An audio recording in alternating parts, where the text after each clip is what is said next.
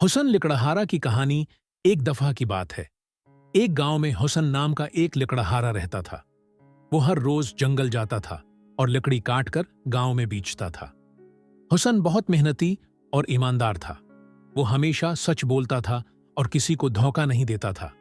एक दिन हुसन जंगल में लकड़ी काट रहा था। तभी उसे एक खूबसूरत चिड़िया दिखाई दी। चिड़िया एक दरख्त की शाख पर बैठी हुई थी और मीठा गाना गा रही थी।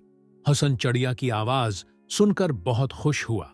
उसने धींचे से चिड़िया के पास जाकर देखा कि उसके पर में कांटा चबा हुआ है। हुसन ने धींचे से कांटा निकाला और चिड़िया को अपनी हथेली पर बैठा लिया।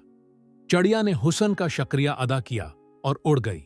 कुछ दिन बाद हुसन जंगल में लकड़ी काट रहा था। तभी उसे एक बूढ़ा आदमी दिखाई दिया। बूढ़ा आदमी बहुत बीमार था और चल नहीं पा रहा था। हुसन ने बूढ़े आदमी को अपनी पीठ पर उठा लिया और गांव ले आया। गांव में हुसन ने बूढ़े आदमी को अपने घर में रखा और उसकी अच्छी तरह देखभाल की। कुछ दिनों बाद बूढ़ा आदमी ठीक हो गया। उसने हुसन से कहा, बेटा, तूने बहुत अच्छा काम किया है। मैं तुझे एक अजीब और गरीब तोहफा देना चाह। बूढ़े आदमी ने हुसन को एक जादुई कुल्हाड़ी दी।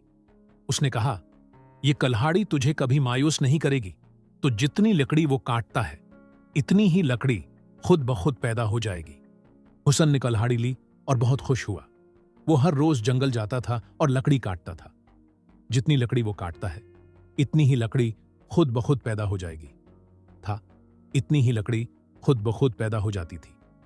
हुसन बहुत अमीर हो गया, लेकिन वो कभी मगरूर नहीं बना। वो हमेशा दूसरों की मदद करता रहा।